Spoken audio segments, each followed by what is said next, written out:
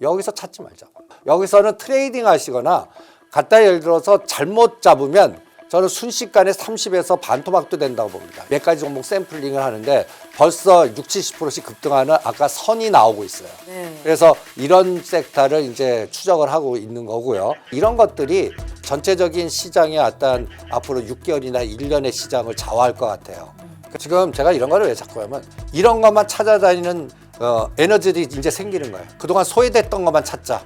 이 변동성 난이도가 장난이 아니다. 잘못 들어가서 한다면 이게 큰일 나니까 소금으로 이런 종목들을 집중해 갖고 하나의 추세 매매하려고 하는 그런 움직임이 2월 달부터 많이 형성이 되는 것 같아요. 이 바닥에서요. 소외주의 반란이 자꾸 나올 거라고 봅니다.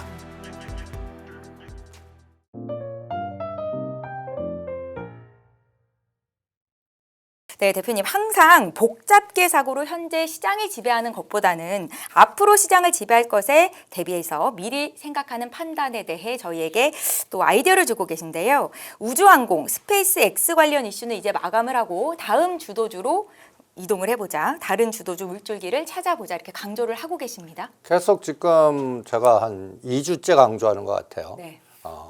저는 이 복잡계의 점선면 이론이 있어요. 네. 그거를 이렇게 한번 생각해 보세요. 점이 종목이라고 생각해 보세요. 그리고 점에 연결고리가 없어요. 그러면 이게 주도주가 이때 얘기하면 다 웃기는 얘기고 말도 안 된다. 이게 이제 작년도 11월에 우주항공이고 선이 나오는 거는 여기서 단기간에 한 50에서 더블 나는 종목들을 선이 연결됐다고 좀 표현합니다. 그러면 그 군집 현상에서 이거 왜 이렇게 급등하지 않은 선도주가 나와요. 그럼 선도주가 하나, 둘, 세 개 나오면 이제 말들이 많아져요. 그러다가 이제 그 선도주 후발주 하면서 마지막에 저가주나 이 섹터에 거의 뭐 쳐다보지도 않았던 그 종목까지 다 급등해 갖고 이렇게 고착화가 돼요. F 국면. 네. 그러면 이구동성을 얘만 떠들어요. 그런데 저는 이때면 다 끝났다라고 생각을 합니다. 그러면 지금 점에서 선으로 간 게 딱 세 가지 물줄기예요. 우크라이나 재건, 그다음에 물류, 네. 그다음에 또 호르무즈해협이라든지 그 여러 가지의 이란의 불확실성을 이용한 자원 개발 뭐 요렇게 세 가지가 벌써 선도주는 나온 것 같아요. 그래서 이 세 가지 물줄기가 이제 금년도 2026년을 주도하는 종목일 것 같으니까 여기에 좀 집중하시는 게 어떻겠나 이렇게 점선면으로 한번 설명을 해봤습니다. 네, 우크라이나 재건 관련주, 또 물류 쪽, 이란 불확실성을 기반으로 한 자원 개발주까지 대표님께서 점에서 선으로 변한 이 같은 종목들 물줄기를 찾았다라고 저희에게 계속해서 아이디어를 주고 계신데요. 주도주 흐름을 볼 때 가장 강조하는 부분이 국제 정세의 흐름을 판단해라 이런 말씀이시잖아요. 그렇죠. 함께 연결되는 부분일까요? 그럼요. 그러면 우리 거의 2,500개 되는 시장에 네. 어떤 국제적인 이벤트나 변수가 딱 때렸다고 생각해 보세요. 그러면 주식시장은 배열을 해요. 그럴 때 저는 1번 세상, 2번 세상, 3번 세상 8가지 세상으로 어떤 거는 급등하고 어떤 거는 급락하는 이런 세상으로 배열한다고 봅니다. 네. 그런데 이게 처음 배열해서 이렇게 각도를 나누고 상승률을 나누면서 예를 들어서 저는 가장 중요한 맥점이 작년도 11월 21일이라고 봐요.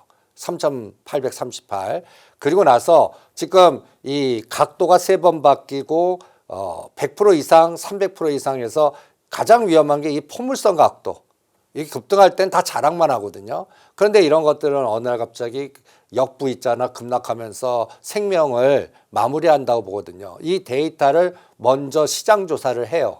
그러면 지금 여러분들 그냥 시간관계상 쭉 얘기할게요. 이게 이제 성호전자, 뭐 개항전기, 삼표시멘트 이런 것들은 300~400%씩 갔어요.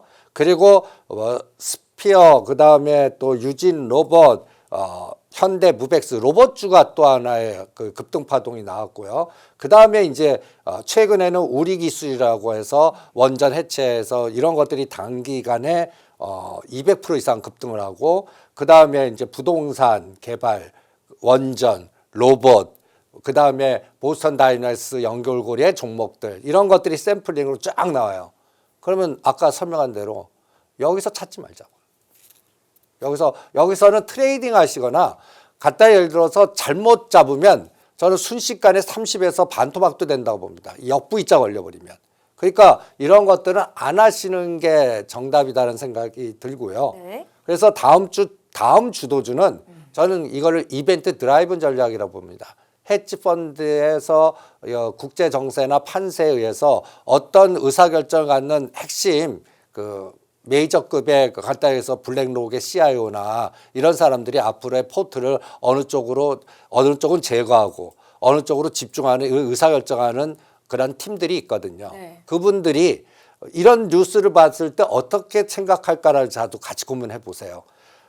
갑자기 주한 대사가 너 러시아 협력 없으면 북한으로 이용 불가해. 그러니까 빨리 건설적 대화 준비해. 근데 이거 우리 정부 입장에서 푸틴, 트럼프가 허락하지 않거나 용인하지 않나 해서 만난다?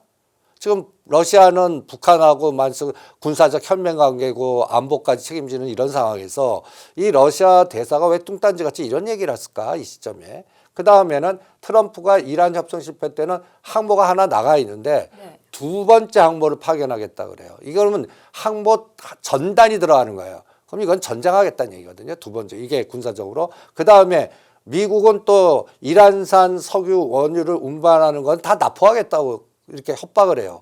이런 것들이 왜 이런 뉴스가 나올까? 첫 번째 고민을 해보고요. 그 다음에 전에 이 그림을 한번 보여드렸을 겁니다. 중국의 고리파 전략을 지금 미국이 하고 있는데 지금 남아메리카는 이 고리파를 성공한 것 같아요. 베네수엘라나 뭐 쿠바나 등등등등 해갖고 그러면 남아 있는 것이 요 대만과 연결된 거와 그 다음에 중동과 우크라이나 같아요. 근데 지금 이제 가장 이 호르무즈 해협으로 긴장 관계가 전개되고 있고 이것이 있어서 저는 우크라이나 종전이 앞당겨지는 것 같아요. 어떤 분은 이게 연결고리가 잘 해석이 안 돼. 아니 이란의 긴장 관계랑 그 다음에 우크라이나 전쟁 끝나는 거 무슨 상관이야? 거기는 푸틴과 트럼프의 전략적인 갖다 대해서 큰 그림으로는 중국 고리파, 러시아 입장에서는 자꾸 자기네들이 팔 수 있는 판로가 자꾸 꺾여요. 그러니까 이거 인도가 해줬던 것도 지금 막아버리고 그러면 중국이 그나마 있는데 이런 상태에서 전쟁을 더 끌고 가기가 점점 힘들어져요. 그러니까 이 봉쇄 전략과 우회 전략이 겹치면서 우크라이나 만약에 6월에서 11월 사이에 네. 우리가 뉴스 속보로 3명이 만나서 사인 들어갔습니다. 이게 이제 그냥 말로만 하는 게 아니라 잠정적인 합의에서 우크라이나가 종전을 합의했습니다라는 그런 게 뉴스단에 뜨는 순간에는 저는 그쪽 관련주는 다 상한가 랠리 칠 것 같거든요. 다 믿지 않으니까 그런데. 네, 뉴스를 보고 따라가기엔 이미 늦은 상황이 되는 그렇죠. 그러면 이걸 지금 미리 생각하는데 여기서 제가 이거를 대동기업, 대동금속, 뭐 SI 몇 가지 종목 샘플링을 하는데 벌써 60~70%씩 급등하는 아까 선이 나오고 있어요. 네. 그래서 이런 섹터를 이제 추적을 하고 있는 거고요. 그 다음에 중국 봉쇄가 저는 일본이 지금 그 선거에서 대승을 하지 않았습니까? 그러니까 굉장히 강경하게 가는 것 같아요. 그래서 일본의 이 시스템이 미국을 대신해 주는 것 같아요. 간단히 해서 대만이라든지 여러 가지 상황. 그러면 우리는 좋은 점도 있고 나쁜 점도 있어요. 그래서 좋은 점은 이제 중국이 일본 한일령 그러니까 일본 그 부분은 계속 우리한테 반사 이익을 받겠지만 어떤 면에서는 우리도 일본과 같이 대리전에 힘을 실어줘야 되는 입장? 그럼 이게 제가 갖다 해서 방산하고 조선주 중에 대장주를 하지 말라고 자꾸 의사결정을 내리는 거고 그 다음에 원전주도 원전 해체주 하지 원전주에 이제 그동안 급등했던 종목은 그냥 트레이딩 하자라고 하는 게 다 여기에 고민해서 나오는 전략이거든요. 왜 방산과 조선 원전을 하지 말라고 하는지 이해가 잘 안 가는데 조금만 더 자세히 풀어주시겠어요? 그게 일본이 요구할 것 같아서요. 아니 내가 이 정도 하는데 왜 한국한테 몰아주게 하냐? 그러니까 나도 뭔가 에너지를 달라해서 간단히 얘기해서 심지어는 조선, 원자력, 반도체 이런 부분에서 뭔가 우리나라만 혜택을 주는 이 부분이 깎아먹을 것 같아서요. 나눠 먹어 이 시스템으로 갈까 봐. 요게 하나 또 걱정인 부분이고요. 이게 곧 그린란드 자원 개발의 그 패권 전쟁 같거든요. 그러니까 이런 것들이 전체적인 시장의 어떤 앞으로 6개월이나 1년의 시장을 좌우할 것 같아요. 그래서 주도주는 여기서 나온다. 네. 그래서 제가 세 가지 물줄기를 이렇게 나오고, 그리고 일본이 또 여러분들은 미나미토리 섬 히토류 개발 이것도 이제는 계속 또 추적을 하시기 바랍니다. 이 현 그 다케이다 이 미나미토리 여기가 여기 있습니다. 약간 그 사모아 그 태평양 여기에 있거든요. 이게 그 남중국해가 아니라 동중국해예요. 동중국해가 이제 상당히 핫 이슈가 될 거고, 이게 이제 이게 어떤 논리까지 가냐면 일본이 군사적인 부분을 건드리는 것까지, 여기에 군사 시설이나 히토류나 이런 것들을 다 개발하면서 나도 전쟁을 할 수 있는 국가가 되려고 하는 게 최종 목표예요, 일본이. 그러면 이런 것들이 또 방어용으로 미국의 이익과 또 합치되는 부분도 있어요. 네. 그러니까 이런 부분, 그리고 여기에 연결된 시스템이 앞으로 어떤 종목들이 이런 거와 연결돼 있을까? 배가 필요하고, 그다음에 심해를 긁는 어떤 도구가 필요하고, 이런 것들에 이게 히토류 개발에 우리나라는 어느 기업들이 이걸 중심으로 할까 할 때 저는 삼성중공업이니 SNC스니 이게 군함 잠수함 만드는 시스템이 아니에요. 그러니까 약간 LNG나 그 해저 그 채굴 시스템의 설비 이런 것들을 만드는 쪽을 또 조선주도 이걸 또 구분을 해서야 되는 것 같아요. 그리고 이럴 때 이제 여기에 강관이나 피팅이나 이런 것들도 같이 연결이 되는 것 같아요. 그래서 이런 그림. 그 다음에 전번 시간에 또 뚱딴지 같지만 이 가덕대교가 송정 IC가 이제 국가 자본으로 2030년 완성됩니다. 그러니까 요 가덕도 주변에 땅 갖고 있는 또 성과에는 부산신항이 여기 딱 있거든요. 그리고 여기에 물류가 KCT시고 여기에 땅 있는 사람이 대한제강이고 뭐 여기에 또 시멘트 주식도 있고 등등등등 이런 이권과 연결된 거를 계속 설명하고, 그리고 이 싱크탱크가 누구냐? 여기입니다. 록브리지 네트워크. 여기에 제가 정용진 회장을 계속 봐서 앞으로는 신세계 그룹이 뚱딴지 같이 부상할 거다 이런 얘기를 자꾸 하고, 신세계 INC나 신세계 관련된, 그리고 차기 정부 싱크탱크 집단이다. 이게 이제 JD 부통령이고 그다음에 트럼프 주니어 패밀리고 그다음에 우리나라가 여기에 또 하나의 핵심. 그러면 아직까지 여기에 포지 이니시티브에 우리가 사인은 안 했거든요. 왜 사인하냐면 200억 불 먼저 준 다음에 순서예요. 그리고 1년 전에 우리가 의장국이었어요. 그래서 6월 달에 끝나요. 그럼 7월 달에 사인할 것 같거든요. 이 스케줄이 또 뭐하고 엮이냐면 MSCI 선진국 지수에 편입하고 엮여요 또. 이게 보이지 않게 시나리오가 짜자자작 있는 것 같아요. 그래서 본격적인 저는 시장의 랠리는 6월에서 11월 같아요. 그러면 그 사이에는 뭐냐? 이벤트 드라이브의 테마장에 이렇게 얘기하면 죄송하지만 그 오징어 섹터의 작전장 같아요. 제가 오죽하면 이번에 SK 하이닉스도 79만 원 빠질 때 이틀 만에 90만 원 가서 그냥 다 때려버리라고 그랬거든요. 그런 트레이딩만 하고, 그거를 이란 우크라이나 재건주에 삼성전자 SK 하이닉스 대비하면 잡주라고 할 수 있는, 이렇게 표현하면 죄송하지만 저가주나 종목장이거든요. 근데 그런 것들이 단기간에 50%나 100%가 나오는, 어떤 거는 말도 안 되게 급등해요, 슈팅들이. 그러니까 이거는 약간 정상적인 시장이 아닌 것 같아요. 그런데 그런 쏠림 현상의 종목을 추적해 갖고 찾아내는 게, 제가 그거를 여러분들은 찾기 힘들 테니까 이 오징어 세력들이나 그 부티크들이나 이것도 개인 부티크들이 아닙니다. 옛날 자문사나 자산운용사나 335 모여갖고 팀을 짜서 어떤 핵심 종목을 집중화 투자하는 그런 흐름들이 어떤 흐름과 어떤 생각과 어떤 종목을 탐방 가서 어떤 걸 하느냐, 이게 이 시장에는 제일 중요한 정보 같아요. 그래서 그런 것들을 중심한다면 지금 모든 하반기 주도는 제가 말한 이 이벤트에 다 있을 것 같아요. 그럼 거기서 종목 찾기 게임을 하시는 게 시드머니는 풍부하거든요. 돈도 들어오고 정부는 부동산을 계속 특히 이번에 다주택자는 굉장히 곤혹스러울 겁니다. 그러니까 팔 수밖에 없게끔 만들 거예요. 그 자금이 만약에 MSCI 선진국 관찰 쪽 들어가면 그대로 빨려 들어올 것 같거든요. 그러니까 이런 단계별로 뭔가 시도하는 그런 어떤 그 연골고리가 있지 않나. 그래서 그런 종목 찾는 게 가장 핵심 전략이 아닌가 2026년은 이렇게 생각을 합니다. 국제 정세의 흐름을 판단해서 주도주의 물줄기를 찾고 선침의 관점에서 대응을 해야 된다. 이게 2026년을 길게 봤을 때 시장에서 이기는 방법이다라는 말씀이십니다. 거기에 대한 세부적인 아이디어는 저희 또 방송을 통해서 알려주실 예정이시고요.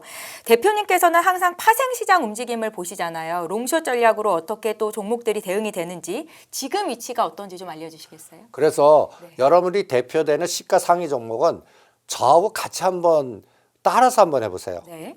갖다 예를 들어서 코스피는 무조건 시가상위 1등부터 100등은 20% 이상 빠지지 않는 한 쳐다보지 마라. 하루에는 불가능하죠? 그렇죠? 네. 그러니까 연중 최고, 52주 최고 두 가지 기준으로. 네. 그 종목들 명단이 뭐가 있나. 그리고 갑자기 오늘 LG전자가 그랬고 그다음에 아침에 CJ 대한통운 같은 게 있어요. 갑자기 슈팅하는 거. 그거 보이지 않게 그렇게 만드는 세력이 있다고 생각하세요. 뉴스 내고 그것도 끌고. 그런데 당하지 마라. 놓치면 하지 마시라. 그런 것들. 오늘 CJ 대한통운은 16만 원에서 15 급락을 시킵니다. 올려놓고. 마치 SK하이닉스 29일 날 실적 발표해갖고 90만 원 넘었다가 83만 원까지 급락. 그런 것과 같이 그걸 유도하는 에너지가 분명히 나온 것 같고 오늘 LG전자 땡긴 것도 저라면 무조건 오늘 때리라고 그랬습니다. LG전자 이런 것들을 이렇게 한번 찾아보세요. 여기에 기준은 연중 최고가에서 고점에서 하락률. 그러면 이거는 1월 2일부터의 기준이고요. 네. 그 다음에 52주 최고가 기준으로의 하락률. 이렇게 찾으면 일단 52주 최고가에서 20% 이상 빠진 거. 딱 1등부터 20등에는 LG 에너지 솔루션은 없어요. 그럼 얼마나 치떨리겠어요. 얘네들. 그러면 이 가격이 지금 39만 원. 그러니까 44만 원, 45만 원에 팔았어야 되고 39만 원에서는 아직 25%지만 안 해요. LG전자 때문에. LG화학 때문에. 지금 일부 모 펀드는 LG, 엔솔, LG화학 보고 엔솔 시장 매도하라 압력을 가하고 있어요. 이게 현실화되면 골 때린다고요. 그러니까 이런 사전에 어떤 그 데이터들 이런 것들을 체크하셔야 돼요. 그래서 엔솔은 35만 원 오면 하시죠. 35만 원 오면 전망같이 거기에 또 매력적으로 또 트레이딩 할 수 있는 기준이 딱 나와. 그래서 엔솔을 지금 떨어지는 걸 추적하고 있고요. 네. 그 다음에 오히려 보합 마이너스 5%짜리는 하지 마세요. 고점에 있다는 얘기입니다. 그럼 이거는 만약에 이벤트 드라이브로 미국이 어떤 급락할 때 빌려다가 때리는 걸 그걸로 사용할 거라고요. 고점에 있거나 이런 것들을요. 그 다음에 오늘 LG전자가 급등하는데 전에 한번 이거 보여드린 적이 있을 겁니다. 내일 그 1심 선고가 있습니다. 구광모 그 상속 그 어머님하고 그 세 분이 내일 2월 12일 날 상속에 관련된 선고가 있습니다. 네. 그러면 여러분들 선거 전에 저는 구광모 회장이 이길 것 같습니다. 이길 것 같아요.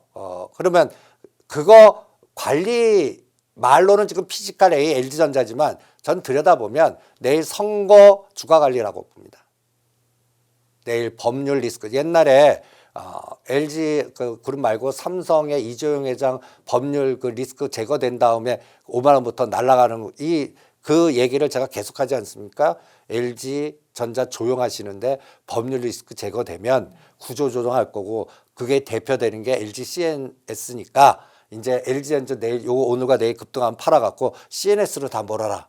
그게 지금 12만 7천 원, 13만 원에서 가봤자 어떤 분이 20만 원 얘기하는데 15만 원까지는 가능해도 20만 원은 이 LG전자의 그 사업 포트폴리오나 뭐 갖고 좀 불가능할 것 같거든요. 대부분의 증권사 리포트를 보면 LG전자 상단을 한 12만 원 정도로 보고 있더라고요. 애널리스트들이 진단한 자료를 보면.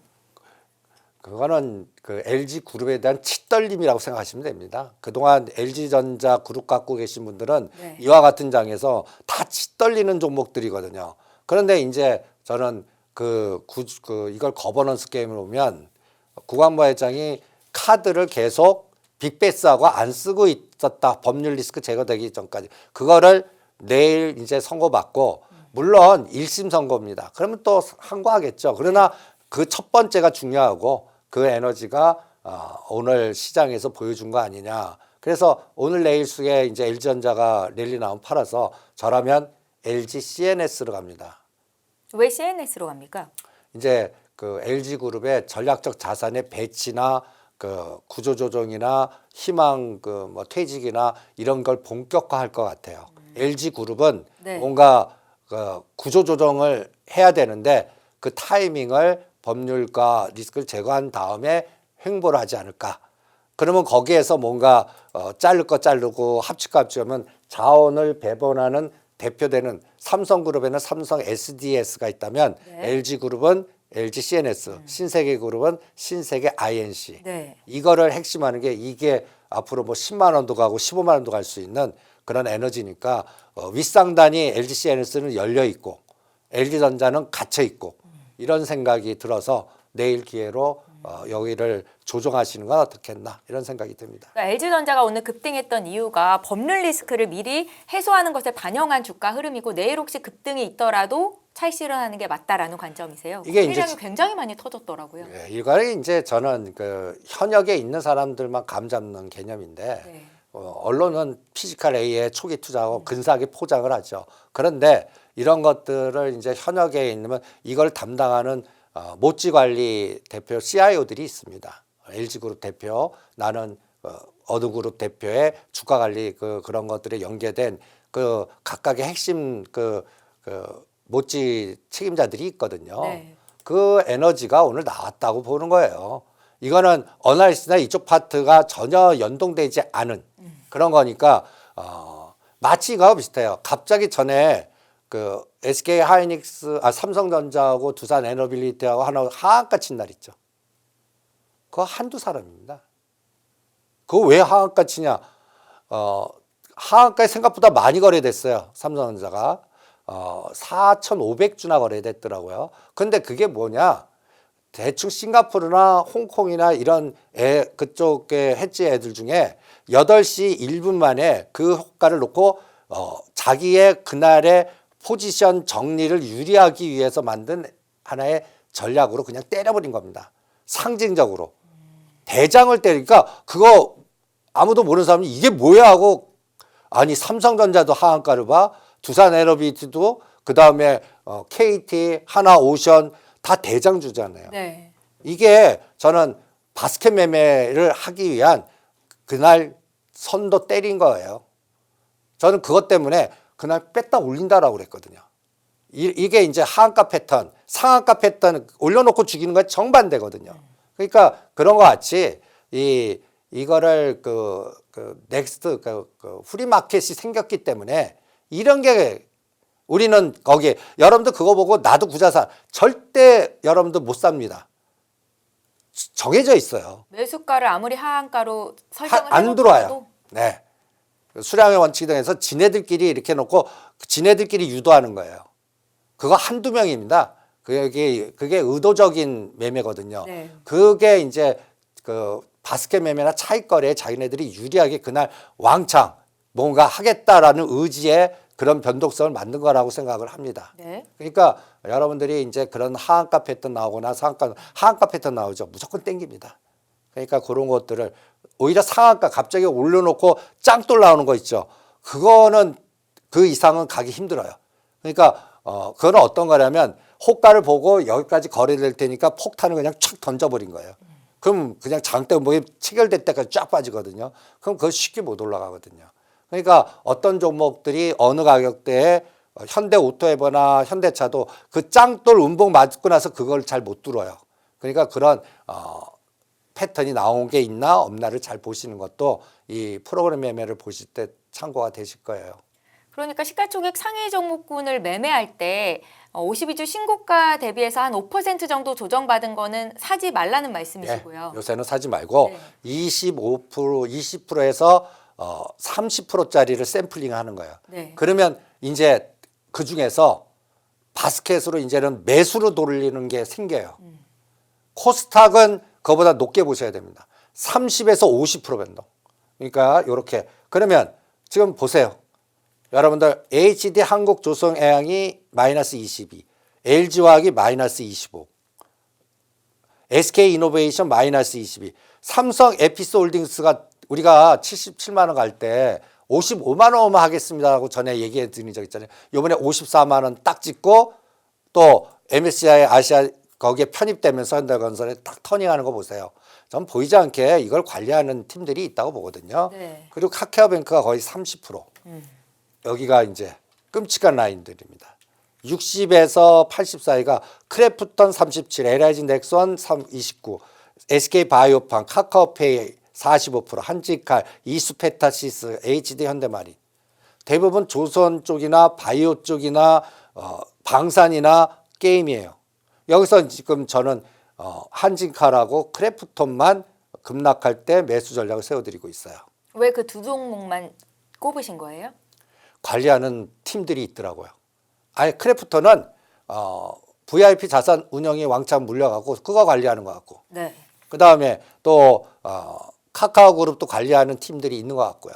그러니까 이 정도에서는 관리하는 팀이 있고, 그 다음에 한진그룹이 이제 3월달 주총이 또 핫 이슈가 될 것 같아서 대한항공, 한진칼 그리고 그쪽 연결고리가 또 하나의 고려한 영품 같은 에너지가 다시 나오나 그 노출되면 이미 늦어요. 그러니까 그런 것들을 떨어졌을 때 관리하는 이런 것들을 사전조사의 확률 배팅이죠. 이런 정보는 개인 투자자들이 알기가 참 어렵네요, 대표님. 없습니다. 그러니까 저같이 외국계 창구의 기관 대상 범인을 거의 간단히 얘기해서 10년 차도 몰라요. 그 순회 그 연골고리에 그 펀드 매니저의 자산운용사의 CIO들 여러분들이 영업한다고 만나줍니까? 그 인맥들이 있어요. 여기도 도제 시스템이에요.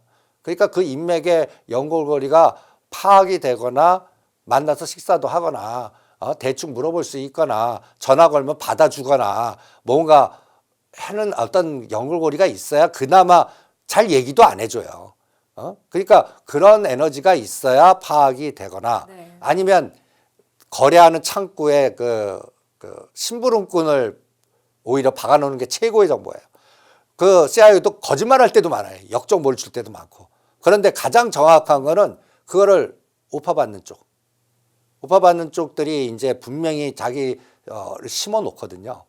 그 누가 관리하더라만 잘 알아도 그 창구만 조사하더라도 이게 간접적인 그게 저는 더 정확하더라고요. 제 경험에는.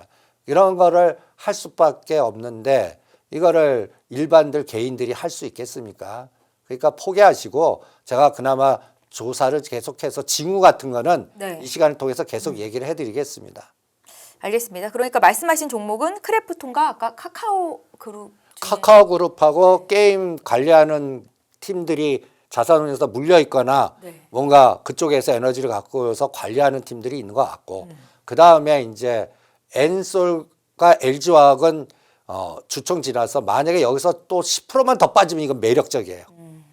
그리고 LG CNS의 총력을 다할래요. 네. 그리고 LG전자는 오늘 급등한 게 제가 생각하는 게 뭐 피지컬 AI가 아니라 내일 그 선거에 의한 관리인지 한번 검증해서 내일 V자 때 이럴 때 따라가지 마시기 바랍니다. 그러니까 시가총액 상위 종목군에서는 지금 LG 에너지 솔루션이 지금 자리에서 조금 더 조정이 나왔을 때 매력적인 것 외에는 그다지 고를 만한 종목이 없다라고 보시는 거네요. 그리고 아까 그러면 한진카라 카카오그룹. 네. 그 정도. 그 정도 외에는 없고 코스닥이 이제 그 많이들 생겨요. 그런가요? 30에서 50% 정도 조정을 받은 종목들이 매력적이다라고 말씀을 하셨잖아요. 무지 많아요. 보여주시죠. 네. 여러분들 알테오전이 33%. 이와 같은 자기 천스탁 만들고 하는 과정에 제가 2, 3주 전에 이거 이거 바이오 또 때리는 팀들이 있는 것 같습니다 하고 나서 급락들을 하잖아요. 네. 이게 저 같아요. 3월 달 감사 보고서 확인하려고 그러는 것 같아요. 얘네들 기업들이 매출단 안 하고 영업 손실이 뭐 몇백억씩 해서 옛날 그 뭔가 갖다 해서 기술 특례라든지 뭔가 여기에 어떤 그 실적보다는 성장을 보고서 하는 기업들이 대부분이에요. 네. 그런데 요번 감독원이나 요번 정부가 요번 감사 보고서는 진짜 철저하게 교통 정리를 할 것 같아서 이쪽 바닥에서 어떻게 교통 정리할지를 모르니까 그 포트 비우기가 들어간 게 요번 이렇게 만든 거예요. 알테오제는 마이너스 30, HLB 마이너스 46, 펩트론 마이너스 34, 파마리스지는 반토막. 네. 이거 갖고 계신 분들은 끔찍하실 거예요. 그 다음에 D&D 파마텍 마이너스 40, 휴지엘 마이너스 30, 실리콘투 마이너스 30. 다 특징들이 뭐예요? 다 바이오, 적자 기업, 성장만 바라보는. 그리고 과거에 유행했던 또 그 뭐라 그럴까 실리콘투 같은 것들 그리고 엔캠, 젠백스, 테크잉 이게 40%씩 빠져요. 지금 같은 장에 고점 대비. 그러면 이제 이런 것들 중에서 이제 3월 달 감사 보고서 살았어요. 네. 적정 받았어요. 그러면 그때 관리가 들어갈 것 같아요. 그래서 코스닥에 30에서 50 빠진 거는 한 달만 참으시죠. 감사 보고서 반드시 적정 받으셔야 됩니다. 그리고 요번 그 금감원의 정부가 그 상장 폐지 기준의 여러 가지 조건들이나 이런 거를 확실하게 어떻게 정리해 가나 방향을 줄 거예요. 그리고 요번에 또 회계 기준 바뀌는 거 아십니까? 회계 기준이. 그러니까 그러니까 간단해서 영업이익 기준 산출이 간단해서 어느 나라의 영업이익 등론에 따라서 환율 기준에 따라서 변동이 커져요. 그래서 이제 생각지도 않던 영업의 손익 부분으로 쳐였던 게 영업이익으로 커버돼요. 그러면 이제는 거기에서 환차손 부분에 연결된 거는 갑자기 흑자 기업이 적자로도 나올 수 있어요. 이게 다 3월 달, 4월 달에 우리 리스크가 될 수 있거든요. 법의 변화에 따라서. 이런 걸 다 특히 코스닥은 더 반드시 검증해야 됩니다. 그래서 실적 커버가 안 되고 그다음에 이렇게 고점 대비 급락한 것들은 철저하게 3월 실적들이 다 나오지 않겠습니까? 네. 감사 보고서 확인되지 않겠어요? 그래서 코스닥은 가치주나 실적이 뒷받침되는 건 아시고 이런 그 많이 빠진 거는 한 달만 더 참으시는 게 어떻겠나 이렇게 생각을 합니다. 가치주이면서 실적이 뒷받침되는 코스닥 종목들은 어떤 것들이 있습니까? 시가총액 상위 종목군 중에서. 뭐 코스피나 코스닥이나 제가 최근에는 YG1 체크해 드렸듯이 또 전번주에는 대림바스 체크해 드렸듯이 꽤 많습니다. 그러니까 뭐 지금 그거 질문하셨으니까 네. 그런 것들을 샘플링 한다면 저는 YG1은 이제 벌써 더블이 났기 때문에 보유자 영역이고 갖고 계신 분들은 좀 팔았다 샀다 좀 하시지만 제가 대표님 요거 하나만 정리하고 갈게요. 그러니까 코스닥 시장에서 지금 바이오주 중에 거의 뭐 30에서 50% 정도 고가 대비 조정받은 종목들이 있잖아요. 누군가에게는 굉장히 매력적이다라고 느낄 수 있지만 3월에 있을 감사 보고서가 어떻게 나올지 확인을 하고 대응해도 늦지 않다라는 말씀이셨습니다. 그리고 지금 그 시가 그 150대면 물리신 분들은 손절하지 마세요. 이미 늦으셨어요. 그러니까 적정 나오면 그거 반드시 그 ETF나 뭐해서 관리 들어갑니다. 그래서 반등을 줄 때 대응하시면 대충 5, 6월 달에 관리가 되실 거예요. 네. 그러니까 물리신 분은 그냥 5, 6월 달을 기다리시는 게 낫고 그러면 지금 2월부터 그 4월 달까지 그러면 그것도 2달 아닙니까? 네. 그때까지는 최근에 제가 YG1을 선택해 드린 게 간단히 얘기해서 우리나라가 외국인 투자를 참 착각하시는 분들이 많은 것 같아요. 외국인 투자자들이 국내 주식시장에서 매수를 하고 있다라고 분석 기사가 나왔을 때 그 외국인이요. 네, 그 네. 외국인 누구 같으세요? 외국인 뭐 검은 머리 외국인이다라고 말씀하신 분들도 계시고요. 우리 아시아 쪽의 외국인은요. 네. 우리나라가 진짜 MSCI 선진기주 편입돼야 워렌 버핏 펀드든 그다음에 그 401k 이런 거 그다음에 학교 재단들 네. 그리고 우리가 떠드는 돈나무 누나가 우리나라 주식 사는 거 봤어요? 그 외국인들이 들어와야 되거든요. 그런데 MSCI 선진국 지수에 편입되면 그게 이제 가능해져요. 그리고 워렌 버핏이 우리나라 종목 샀다면 난리 나겠죠. 그죠? 그 펀드가 샀다 그러면 딴 거 쳐다보지 않고 그거 쏠림이 대단할 거라고요. 네. 아직까지 삼성전자, SK하이닉스 삽니까? 옛날에 포스코 한번 사고 안 하고 그나마 계열사 중에 제가 YG원 그 모든 로봇이나 조선의 절삭 공구가 필요하니까 YG원을 하는 게 이게 5,000원인데 지금 10,000원이에요. 그런데도 저는 이게 MSCI가 되고 뭐 이렇게 하면 이거는 계속 추세로 갈 것 같아요. 그래서 계속 3년간 파도 타시고 그 다음에 전번에 대림바스를 설명해 드렸어요. 이것도 이제 우리 건설 주도형에서 유업, 화장실 이런 것들, 시멘트, 그 다음에 건자재, 철강에서는 또 건자재 쪽에는 유업 부분 이런 것들이 대림바스, 대림유업 이런 것들이 가치주들이거든요. 거의 3, 4년 동안 치던 종목들이에요. 네. 이제 이런 것들이 이제 그 정부 정책계에서 발동거나 그 다음에 오늘 하나 설명한 게 유스홀딩스입니다. 유스홀딩스 이거는 여러분들 유스홀딩스 하면 이게 이제 물류가 있어요. 그리고 또 요게 지금 이게 월봉 그림입니다. 거래도 가치주들이에요 다. 네. 근데 단가들이 다 흑자 내고 매출이 굉장히 좋아요. 그런데 공부해 보시면 5,000원, 6,000원이에요. 지금 아까 바이오종도 매출 10억도 안 되고 영업 손실 300억, 500억인데 10만 원, 30만 원 거래되는 게 있거든요. 그거와 비교하면 이게 말이 돼요. 그런데 이런 것들이 이제는 이제부터 각광받는 시대가 소외주의 반란이라고 그럴까? 가치주의 이런 것들이 나올 것 같고 그 다음에 제가 최근에 이제 호르무즈 흥국석유도 얘기했던 한국석유. 한국석유 매출의 50%가 뭔지 아세요? 다들 정리나 이런 쪽으로 착각하는 아스팔트 가는. 아스팔트. 네. 그러면 중동이나 우크라이나 재건이나 뭐 도로 놓고 할 때 한국석유가 핵심이잖아요. 아스팔트니까. 이런 것들이 아직도 많아. 이런 것들을 꼭 뭐 보는 거 같냐면 11월 달에 저런 것도 보는 것 같아요. 캔코아 에어로스페이스, 루미르 이런 것들.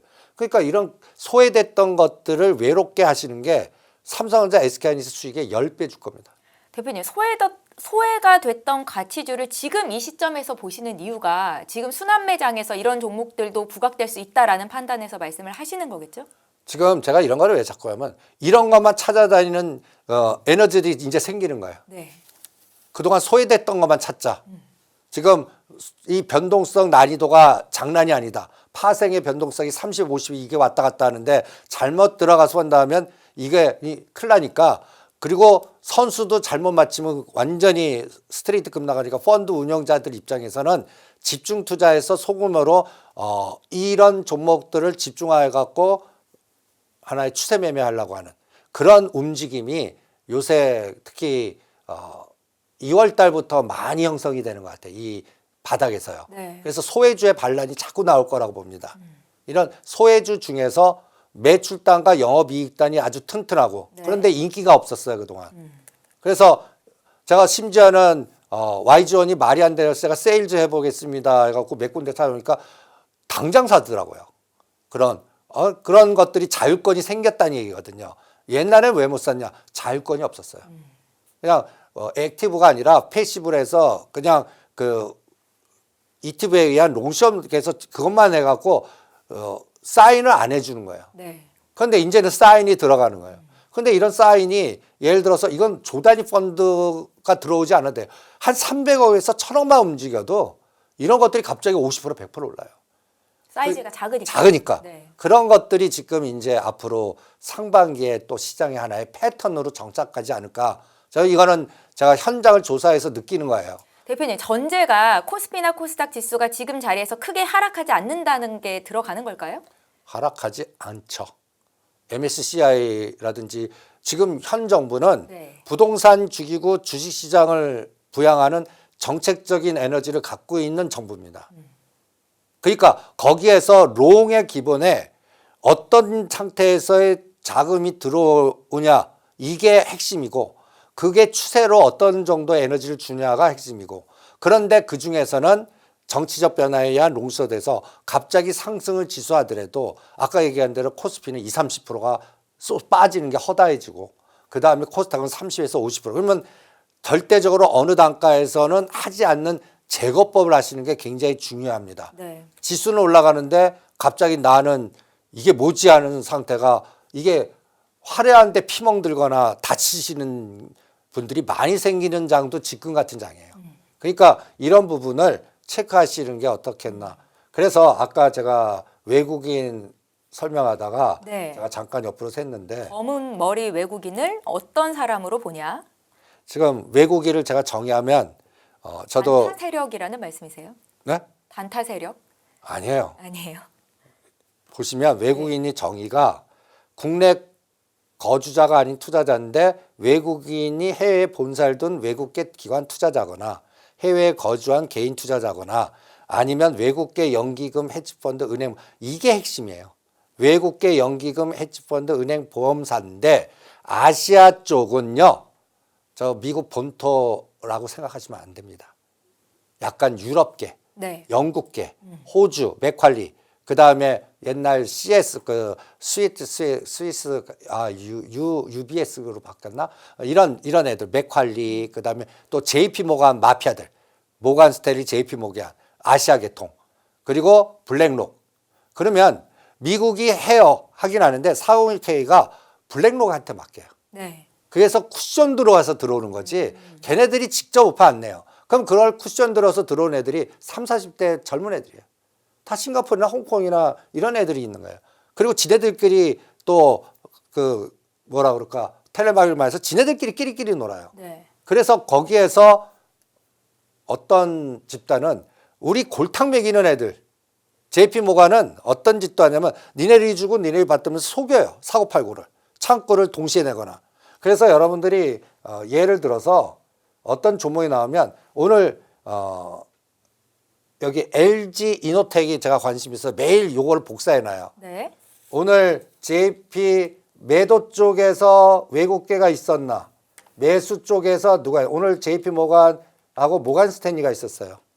수량 딱 봐요. 이거를 여러분들도 추적하다 보면 감을 잡을 수가 있어요. 그리고 최근에 금융지주 은행들이 급등을 하지 않습니까? IM 금융지주입니다. 보시면 오늘 팔아먹었어요. 급등시키고.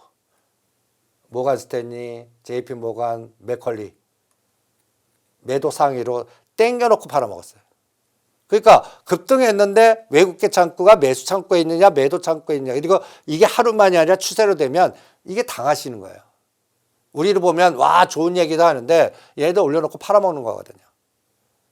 요것만 잘 조절하셔도 외국 애들한테 당하지 않을 겁니다. 그러니까 헤지펀드들은 지금 저도 시카고 와서 6개월 동안 공부한 거에 시장을 속여라. 사기치는 52가지 방법. 그것부터 가르쳐요. 그게 사기꾼이 되려는 게 아니라 눈앞에서는 이렇게 행동하고 뒤에서는 다른 전략을 꾸미는 짓을 많이 하는 게 헤지펀드나 자산운용사의 CIO나 그런데 이런 것들을 시스템화 만들거든요. 그러면 어떤 분은 그 시스템의 희생양으로 사용될 때도 있어요. 그래서 그분이 잘 나가시는 분들이 각광해서 이렇게 포모 현상 만들죠. 저는 피해 다녀요. 저건 또 무슨 설계 들어가고 2024년도 그 톱니분이 와갖고 그쪽 그 비트코인 그게 나는 그 상태에 걸렸던 것 같고 옛날에 또 외국계들이 리포트 좋게 나오고 상단 만들어 놓고 JP 모간이 상단 지수 높여놓고요. 모간 스탠리가 왕창 때려버려. 이 짓을 수없이 하는 게 우리 시장이에요. 우리나라만큼 잘 팔리는 시장과 잘 속는 시장 없대요. 그쪽 애들 얘기 들어보면. 그럼 열받잖아요. 그런 것들도 항상 시장은 단순하게만 보지 말고 이런 부분도 엮여 있다라는 걸 잘 체크하시면 여러분들이 외국인이라는 걸 검은 머리 외국인도 많고 그다음에 우리 아시아 쪽의 외국인은 약간 이렇게 얘기하면 죄송하지만 B급이나 C급입니다. 전 세계를 놓고 보면 네. 시장의 사이즈나 뭐나 MSCI 선진국 지수 들어오기 전에 약간 그리고 또 하나 걱정이 거기 중국계 애들이 다 잡고 있어요. 중국계 애들이 그 외국계 블랙록이지만 거기에 핵심 인사나 펀드들이 다 중국계로 넘어간 게 꽤 많아요. 그러니까 오히려 국제 정세에 의해서 중국 애들이 우리나라를 갖다 해서 공격용으로 그 펀드를 이용할 때도 있단 말이에요. 네. 그런 것들이 시장을 볼 때는 펀더멘탈하게만 분석하지 마시고 이런 전쟁에서의 에너지도 같이 보시면 여러분들이 당하지는 않지 않겠나 이렇게 생각을 합니다. 네, 알겠습니다. 우리나라에 진입하는 외국인 투자자들이 어떻게 매수 매도를 할 때 어떤 성향을 갖고 또 들어오는 건지를 알 필요가 있다라는 관점에서 말씀을 하셨고요. 저 이번에 원전주를 좀 보겠습니다, 대표님. 앞서서 원전 해체주 관련해서 오늘 우리 기술이었나요? 급등이 있었고 관련된 종목들도 상승세를 보였는데 원전 대표주라고 볼 수 있는 두산 에너빌리티의 실적이 오늘 발표가 됐는데요. 작년 영업이익이 전년 대비 25% 감소했다라는 다소 좀 주가에 악영향을 미칠 만한 내용이 있었습니다. 요거에 대한 의견도 좀 한 말씀 주시죠. 제가 최근에 그 두산 에너빌리티를 하지 말라고 자꾸 하는 게 그런 실적 부분도 그렇지만 그 뉴스케일이 계속 신저가를 내잖아요. 네. 저는 그 부분이 가장 집중해서 우리나라는 원전주보다는 원전 해체주 하시고 한전기술하느니 한전산업이니 오르비텍이니 우리기술이니 우진엔텍이니 이런 것들 하시고 그다음에 대장주들은 박스 매매나 하셔라. 얘도 갑자기 고점에서 제가 한전기술은 12월 달에 그 9만 원대 왔을 때 요때 10 고점 찍고 왔을 때 사서 10만 원과 9만 원 사서 13만 원대 팔았더니 이게 15만 원, 16만 원 가요. 그래 더 갔습니다 이게. 네. 그래도 안 해요. 이거 파느니 한전산업을 했는데 그게 한전산업이 11,000원이었어요. 그때 당시에. 요거 팔아갖고 11,000원이었거든요. 지금 더블 갔습니다. 네. 같은 시기에. 그러니까 원전 해체주의 한전산업 그래프 한번 보세요. 작년 요때예요. 한전 기술 팔아갖고 여기 한 게 11,000원, 12,000원이거든요. 이 무거운 게 한 달 반 만에 이게 21,000원, 2,000원까지 간다는 거 이게 뭘까요? 뭐라고 생각하십니까? 이게 해석을 해야 될 거 아니에요. 아니 한전 기술이나 두산 에너비티가 그래도 원전이 대장인데 지금 왜 한전 산업이야? 한전 산업 왜? 자꾸 물어보는 저는 이게 만약에 우크라이나 재건이 되면 거기서 신규 원전 짓지 않고 원전 수리 여기가 자포라자 원전인가? 지금 완전히 다 폐기 상태예요. 네. 그러면 여기를 해체 작업과 수리를 해야 돼요. 그러면 뭐부터 들어가요? 한전 KPS, 한전산업 여기가 중심이 되지 않을까? 그리고 현대건설이 또 건설 부분에는 중심이 되지 않을까? 이렇게 생각하거든요. 그러니까 근데 한전산업 위치는 이제 늦으셨어요. 그래서 오늘은 한전산업 팔아갖고 오르비텍 그리고 우리기술은 네. 단기간에 너무 급등했어요. 저가주의 반란이라고 제가 얘기하는데 여러분들 이거 연초에 3, 4천 원짜리였습니다. 이게 12,000원이에요. 그러니까 이게 월봉의 그래프인데 이게 어때요? 로켓포 이게 저는 이렇게 죄송하지만 이거 머니게임 했다고 밖에 볼 수 없습니다. 이거를 이렇게 만든 머니게임의 주체가 분명히 있다. 그러니까 이제 지금 가격 때는 하지 말자. 그러면 이거 다음 타자가 뭘까? 그래서 한전 KPS가 전 중심일 것 같거든요. 한전 KPS. 그리고 여기 보면 최근에 또 저가주에서 보성 파워텍이 엄청나게 급등했습니다. 그럼 상대적으로 오르비텍이 아직 못 갔어요. 그래서 오르비텍 그다음에 서전, 기전 그리고 건설주에는 현대건설보다 최근에는 대우건설이 제일 급등했습니다. 대우건설도 가덕도도 있고 원전도 있고 이게 이제 다른 건설주도 흥분시키게 만들어요. 후발 DLENC라든지 지식산업센터 때문에 눌렀던 것들이 이제는 이 원전에 포장돼 갖고 같이 또 움직이는 이런 상대 속도 수익률을 이용하시는 게 어떻겠나. 그래서 저는 원전주는 대장주 하지 말자. 두산 에너빌리티 갖고 있느니 한전 KPS나 오르비텍 하겠다. 이렇게 거기서도 차별화 전략을 세워보겠습니다. 네, 두산 에너빌리티 원전 대장주에 대한 의견은 계속해서 주셨던 바라 다시 한번 점검을 좀 해봤습니다. 대표님 이번에 서학 투자자분들을 위해서 의견을 좀 여쭙고 싶은데요. 그간 좀 급락세가 심했던 엔비디아와 오라클의 주가를 보면서 대반등했을 때 그때 에너지를 좀 체크해보자라는 말씀이셨는데 오라클도 그렇고 엔비디아도 그렇고 바닥을 좀 잡은 듯한 움직임이 나왔거든요. 대표님은 어떻게 보십니까? 근데 오라클은 190배 때렸어요. SK 하이닉스 같이. 네. 그러면서 이제 오라클이 200불 넘나만 볼래요. 그리고 그 엔비디아. 네. 엔비디아. 그리고 오라클은 아직 물려 있어요. 그러면 제가 나스닥을 양봉 2개 해주고 오늘 음봉 나왔어요. 오늘 파생 시장의 느낌이 아침에 삼성전자 마이너스 900원, SK하이닉스 마이너스 10,000원 줬는데 그리고 선물로는 772까지 급락을 시켰어요. 그 이후로 삼성전자 마이너스 900원을 2,000원 만들면서 마이너스 1,000원, 플러스 2,000원이 선물 20포인트를 땡겨버린 거예요. 네. 이게 주가 지수를 땡겨버린 거예요. 그러면 무슨 느낌이냐면 미국이 나스닥이 빠졌는데 우리는 아침이 저가고 땡겼다. 오늘 이가 양양음담의 양을 보는 거다. 미리. 그래서 미리 우리 땡겼다. 그런데 나스닥이 미리 내일 양봉이 나와요. 그래서 그럼 거기다 올려놓고 때리는 작업을 오늘 했구나. 저는 파생해서 그렇게 해석하겠습니다. 그래서 요게 한 발짝 미리 움직여요. 네. 그래서 오늘은 삼성전자, SK하이닉스가 SK하이닉스는 못 돌려요. 삼성전자 갖고 돌리면서 오늘 선물을 20포인트나 급등시켰습니다. 네. 내일 만약에 양봉 나오면 이 미국 시장에서 이제 오라클이 저는 매일 170불, 180불, 190불, 3월달까지 10불 단위로 3등분해서 매도 내놓을래요. 테슬라는 430, 440, 450.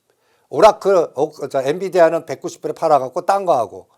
그래서 여기서는 이렇게 얘기하면 되죠. 비트코인 바닥이 확인돼야 돼요. 비트코인. 기술주 유동성, 그 다음에 문제점, 그 다음에 법률, 스테이블코인, 국채와 스테이블코인의 관계, 이런 모든 부분이 네. 해결이 돼야 돼요. 근데 이게 이제 새로 완전 우장되신 분이 청문회하고 이렇게 되면 스케줄의 일정이 지금 제가 알기로는 아직 60일 남은 걸로 알고 있거든요. 그러면 4월 초예요. 그럼 4월 초까지 그냥 대반등 줬다 빠졌다 대반등 빠졌지 그 미국 서학 투자자는 재미가 없을 것 같습니다. 그래서 요번에 오라클은 170, 180, 190에 때리겠고 그 테슬라가 450불까지 가는지 그리고 가장 문제가 이제 그러면 비트코인과 관련된 스트래티지겠죠. 스트래티지 에너지가 안 나와요. 이게 이제 가장 최소한 150불과 180불 사이까지는 한번 가져야 됩니다. 그래서 제가 이렇게 미리 그려봤어요.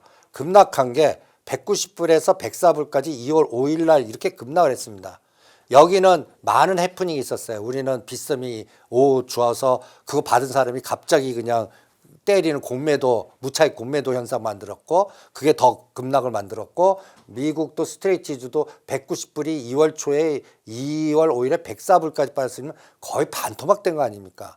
그러면 여기서 최소한 비트코인 기준으로 1억 3천과 1억 4천까지는 되돌림이 나와줘야 될 것 같아요. 네. 그런데 1억 2천만 가면 뚫어맞고 이번 8,800만 원까지 빠졌거든요. 이게 진짜 가바닥이 진바닥 되려면 4월 달 그 케빈 러시가 임명되고 본격적인 정상적인 체제로 들어갈 때 얘가 짝꿍댕이 저점이 높아지는 패턴이 나오면서 추세 전환이 돼야 돼요. 그리고 여기에 물려있는 여기도 오징어 세력도 있을 거 아닙니까? 펀드 청산이 들어가냐? 그럴 때 이더리움을 갖고 저는 많이 보거든요. 오히려 이번에 신규 매수는 250만 반토막 됐으니까 이더리움이 많이 물렸을 거다. 그러니까 이더리움을 사봐라. 그런데 얘가 350과 450에서 이런 모양을 보여주고 추세 전환돼야 돼요. 그러면 펀드를 재조성했다는 얘기거든요. 뭐 톱니가 됐던 다른 쪽 에너지가 됐던 펀드가 청산이 아니라 다시 재조종. 이 재조종의 에너지가 성공해야 돼요. 그거를 4월 달까지 검증을 좀 해보겠습니다. 이게 기술주 발목을 잡고 있는 것 같아요. 네. 오픈 AI, 거품 뭐 등등등등. 그래서 미국장은 저는 트레이딩으로만 보자 이렇게 생각을 합니다.